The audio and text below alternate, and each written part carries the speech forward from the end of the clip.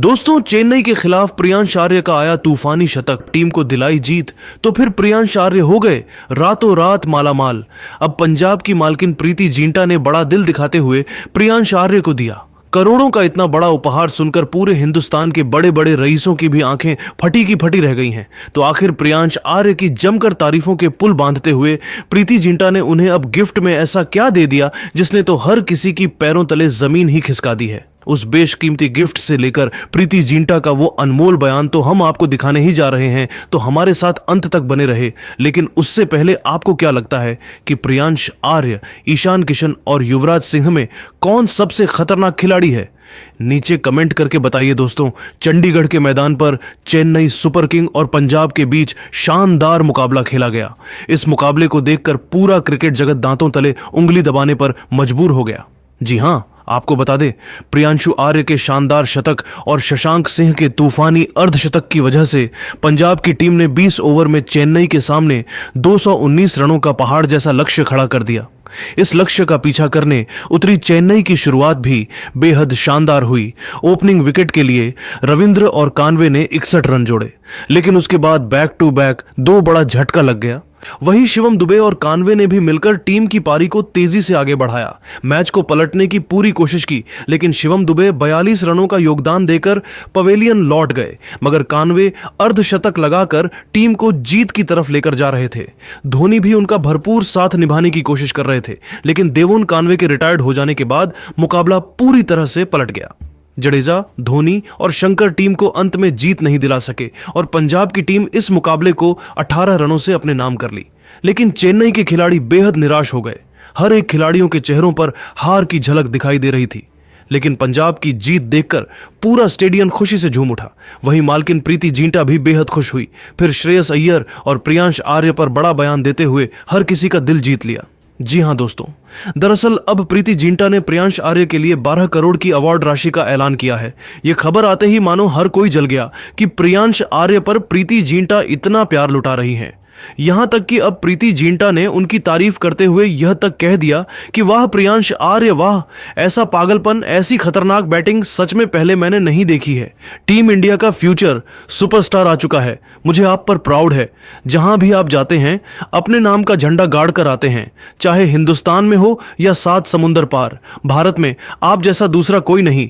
निश्चित तौर पर आप महानतम खिलाड़ियों की सूची में अपना नाम लिखवाने के लिए ही आए हैं, और यह तो केवल छोटी सी उड़ान है। अभी तो आपको पूरा आसमान नापना है। मेरी तरफ से आपके लिए यह छोटा सा गिफ्ट है। बस ऐसे ही इतिहास बनाते रहिए और अपने देश का सीना गर्व से चौड़ा करते रहिए। हम सबको आप पर गर्व है। तो दोस्तों, देखा आपने प्रीति जिंटा की दरिया दिल्ली, सच में उनके जैसा कोई नहीं है। लेकिन अब आपको क्या लगता है, श्रेयस अय्यर और शुभमन गिल में कौन है बेहतर कप्तान? आप खुद नीचे कमेंट करके जरूर बताइए, और ऐसी ही नई नई वीडियो के लिए हमारे चैनल को जरूर सब्सक्राइब करिए। धन्यवाद। नमस्कार दोस्तों, अगर आपको चेन्नई सुपर किंग्स और रॉयल चैलेंजर बेंगलुरु के बीच खेला गया आईपीएल 2025 का 8वां और सांसें रोक देने वाला सबसे रोमांचक महामुकाबला पसंद आया हो, तो इस वीडियो को आप एक लाइक जरूर करें। इस वीडियो का लाइक टारगेट 400 लाइक है, तो इस वीडियो को आप दिल से लाइक जरूर करें दोस्तों। विराट कोहली और रजत पाटीदार के तूफान के बाद बेंगलुरु के गेंदबाजों ने चेन्नई सुपर किंग्स के बल्लेबाजी को घुटने टेकने पर उनके ही घर में मजबूर कर दिया। लेकिन रचिन रविंद्र और शिवम दुबे अंतिम ओवर तक मुकाबले में लड़ते रहे। रचिन रविंद्र के इस शानदार बल्लेबाजी को देखकर पूरे क्रिकेट जगत की आंखें फटी की फटी रह गईं। तो आखिर इस अंतिम ओवर के मैच में किस टीम ने मारी बाजी? दोस्तों, आईपीएल 2025 के 8वें और सबसे रोमांचक मुकाबले में आईपीएल इतिहास की 2 सबसे बड़ी टीमें एक दूसरे के सामने थी। इस बार अर्थुराज गायकवाड़ के कप्तानी वाली चेन्नई सुपर किंग्स के सामने बेंगलुरु की टीम थी। इस रोंगटे खड़े कर देने वाले मुकाबले में चेन्नई सुपर किंग्स के कप्तान अर्थुराज गायकवाड़ ने टॉस जीता और पहले गेंदबाजी का फैसला लिया और बेंगलुरु की टीम को पहले बल्लेबाजी करने के लिए आमंत्रित किया। उसके बाद रनों की बारिश करने के इरादे से बेंगलुरु के 2 दिग्गज ओपनर बल्लेबाज फ्लिप साल्ट और विराट कोहली मैदान पर उतरे। दोनों खिलाड़ियों को इस महामुकाबले में अपनी टीम को एक विस्फोटक ओपनिंग शुरुआत दिलाने की बहुत ही बड़ी जिम्मेदारी थी और बेंगलुरु की इस ओपनिंग जोड़ी ने आते ही चेन्नई के गेंदबाजों पर बड़े शॉट खेलना शुरू कर दिया था, खास करके फ्लिप साल्ट। इस मुकाबले में गजब की बल्लेबाजी कर रहे थे चेन्नई सुपर किंग्स की तरफ से। पहले ओवर में गेंदबाजी करने के लिए खलील अहमद आए, जिनके इस ओवर में साल्ट ने 2 शानदार चौका लगाते हुए पहले ओवर से 9 रन बटोरा। वहीं चेन्नई की तरफ से दूसरे ओवर में गेंदबाजी करने के लिए रविचंद्रन अश्विन आए। दूसरे ओवर की पहले ही गेंद पर साल्ट ने सनसनाता हुआ छक्का लगाकर अश्विन को घुटने टेकने के लिए मजबूर कर दिया।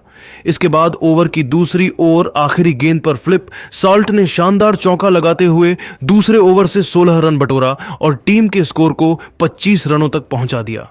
तीसरे ओवर में खलील अहमद ने शानदार गेंदबाजी करते हुए सिर्फ 7 रन खर्च किया। वहीं चौथे ओवर में चेन्नई की तरफ से गेंदबाजी में बदलाव देखने को मिला और चौथे ऊपर में गेंदबाजी करने के लिए आए। सेम कुर्रन ने सिर्फ 5 रन ही खर्च किया। साल्ट इस मुकाबले में अलग ही अंदाज में दिख रहे थे और चौकों और छक्कों की बारिश कर रहे थे।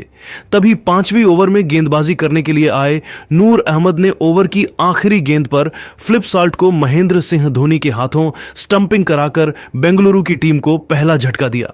साल्ट अपने इस पारी के दौरान 16 गेंदों पर 5 चौकों और एक छक्के की सहायता से 32 रनों की पारी खेलकर वापस लौट गए। फ्लिप साल्ट के आउट होने के बाद विराट कोहली का साथ देने के लिए देवदत्त पडिक्कल मैदान पर उतरे। वहीं 6वें ओवर में गेंदबाजी करने के लिए एक बार फिर से सेम कुर्रन आए। इस ओवर की 5वीं गेंद पर देवदत्त पडिक्कल ने खतरनाक छक्का लगाते हुए 6 ओवर में टीम के स्कोर को 56 रनों तक पहुंचा दिया। देवदत्त बल्लेबाजी करने के लिए सेट हो चुके थे। 7वें ओवर में गेंदबाजी करने के लिए चेन्नई की तरफ से रविंद्र जडेजा आए। इस ओवर में देवदत्त पडिक्कल ने तो अपना असली रूप दिखा दिया। ओवर की दूसरी ही गेंद पर देवदत्त पडिक्कल ने शानदार चौका लगा दिया। ओवर की चौथी गेंद पर भी देवदत्त पडिक्कल ने जबरदस्त चौक जड़ा। वहीं ओवर की 5वीं गेंद पर शानदार छक्का लगाते हुए टीम के स्कोर को तेजी से आगे बढ़ाया। 7 ओवर के समाप्ति के बाद बेंगलुरु का स्कोर एक विकेट के नुकसान पर 71 रनों तक पहुंच चुका था। तभी 8वीं ओवर में गेंदबाजी करने के लिए कप्तान ऋतुराज गायकवाड़ ने रविचंद्रन अश्विन को भेजा। रविचंद्रन अश्विन ने इस बार तो अपने स्पिन का जादू दिखा दिया और ओवर की 5वीं गेट पर देवदत्त पडिक्कल को कप्तान ऋतुराज गायकवाड़ के हाथों कैच आउट कराकर उनको पवेलियन भेज दिया। इस तरीके से बेंगलुरु की टीम 77 रनों के स्कोर पर अपने 2 विकेट गंवा चुकी थी। देवदत्त का विकेट गिरने के बाद विराट कोहली का साथ देने के लिए खुद कप्तान रजत पाटीदार बल्लेबाजी करने के लिए उतरे। वहीं चेन्नई की तरफ से 9वें ओवर में एक बार फिर से गेंदबाजी में बदलाव देखने को मिला। इस बार गेंदबाजी करने के लिए आए मथीशा पथिराना। मथीशा ने शानदार गेंदबाजी करते हुए इस ओवर में 6 रन खर्च किया। 9 ओवर की समाप्ति के बाद बेंगलुरु की टीम 2 विकेट के नुकसान पर 80 रनों का आंकड़ा पार कर चुकी थी। 10 ओवर में कप्तान ऋतुराज गायकवाड़ ने विकेट की तलाश में एक बार फिर से गेंद को नूर अहमद के हाथों में थमाया, लेकिन नूर अहमद के इस ओवर की आखिरी गेंद पर कप्तान रजत पाटीदार ने जबरदस्त छक्का लगाते हुए टीम के स्कोर को 93 रनों तक पहुंचा दिया। 11वीं ओवर में गेंदबाजी करने के लिए एक बार फिर से मथीशा पथिराना आए। इस ओवर में कप्तान रजत पाटीदार और विराट कोहली ने मिलकर उनकी धज्जियां उड़ा दी। विराट कोहली ने इस ओवर में एक शानदार चौका और एक गगनचुंबी छक्का लगाया। वहीं रजत पाटीदार ने ओवर की 5वीं गेंद पर शानदार चौका लगाया। विराट कोहली और रजत पाटीदार ने मिलकर 11वें ओवर से 16 रन जोड़ा। 16 ओवर की समाप्ति के बाद बेंगलुरु की टीम का स्कोर 2 विकेट के नुकसान पर 109 रनों तक पहुंच गया। चेन्नई की तरफ से 12वीं ओवर में गेंदबाजी करने के लिए रविंद्र जडेजा आए, जहां उन्होंने अपने स्पिन का जादू दिखाते हुए सिर्फ 7 रन खर्च किया। वहीं 13वीं ओवर में गेंदबाजी करते हुए नूर अहमद ने ओवर की दूसरे गेंद पर विराट कोहली को सचिन रविंद्र के हाथों कैच आउट कराकर उनको पवेलियन का रास्ता दिखा दिया। विराट कोहली के आउट होने के बाद रजत पाटीदार का साथ देने के लिए लिविंगस्टन बल्लेबाजी करने उतरे। 14वीं ओवर में रजत पाटीदार ने 2 चौका और एक गगनचुंबी छक्का लगाया। रविंद्र जडेजा ने अपने इस ओवर में 15 रन खर्च किया। 14 ओवर की समाप्ति के बाद बेंगलुरु की टीम का स्कोर 3 विकेट के नुकसान पर 134 रनों तक पहुंच गया। दोनों खिलाड़ी मिलकर बेंगलुरु का स्कोर तेजी से आगे बढ़ा रहे थे। तभी 16वें ओवर की तीसरी गेंद पर नूर अहमद ने लिविंगस्टन को अपना शिकार बनाकर बनाया और उनको पवेलियन का रास्ता दिखा दिया। लिविंगस्टन का विकेट गिरने के बाद रजत पाटीदार का साथ देने के लिए जितेश शर्मा मैदान में उतरे। 16वीं ओवर की आखिरी गेंद पर जितेश शर्मा ने जबरदस्त छक्का लगाते हुए टीम के स्कोर को 153 रनों तक पहुंचा दिया। लेकिन इसके बाद बेंगलुरु के एक के बाद एक विकेट गिरते चले गए। 19वीं ओवर में चेन्नई की तरफ से मथीशा पथिराना ने गेंदबाजी करते हुए 2 विकेट झटका। चेन्नई सुपर किंग्स की तरफ से आखिरी ओवर में गेंदबाजी करने के लिए सेम कुर्रन आए। वहीं आखिरी ओवर में बेंगलुरु की तरफ से टिम डेविड और भुवनेश्वर कुमार बल्लेबाजी कर रहे थे। टिम डेविड ने खतरनाक बल्लेबाजी करते हुए 20वें ओवर में 3 गगनचुंबी छक्का लगाया और निर्धारित 20 ओवर में चेन्नई सुपर किंग्स के सामने 196 रनों का पहाड़ी जैसा स्कोर खड़ा कर दिया। 197 रनों के लक्ष्य को हासिल करना चेन्नई सुपर किंग्स के लिए उतना भी आसान नहीं था। चेन्नई की तरफ से पारी की शुरुआत करने के लिए उनके 2 सलामी बल्लेबाज रचिन रविंद्र और राहुल त्रिपाठी मैदान पर उतरे। इन दोनों बल्लेबाजों के कंधों पर आज विस्फोटक शुरुआत दिलाने की बड़ी जिम्मेदारी थी। रॉयल चैलेंजर बेंगलुरु की तरफ से गेंदबाजी की शुरुआत करने के लिए भुवनेश्वर कुमार आए, जहां पर उन्होंने चेन्नई के बल्लेबाजों के लिए एक रन बनाना भी मुश्किल कर दिया। लेकिन ओवर की आखिरी गेंद पर राहुल त्रिपाठी ने शानदार चौका लगा दिया। इस तरीके से चेन्नई की